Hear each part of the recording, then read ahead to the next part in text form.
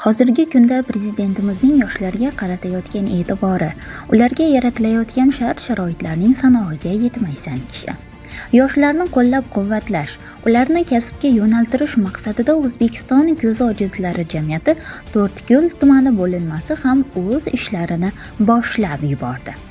Bugungi kunda har bir yigit-qiz u sog'lom bo'ladimi yoki imkoniyati cheklangan bo'ladimi, biror kasbni o'rganmog'i lozim.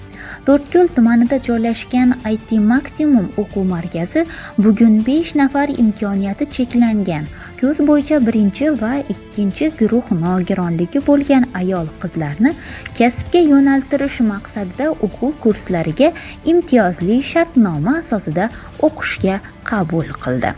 O'zbekiston ko'zi ojizlar jamiyati To'rtko'l tumani bo'linmasi raisi hamda instruktori Nigora Xalbayevalar 5 nafar ayol qizni o'quv kurslariga jalb etdi.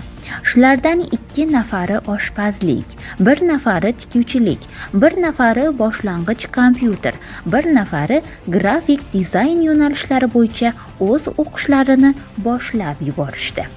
Ko'zi ojiz fuqarolarimiz bunday qaratilayotgan e'tibordan juda mamnun bo'lishdi.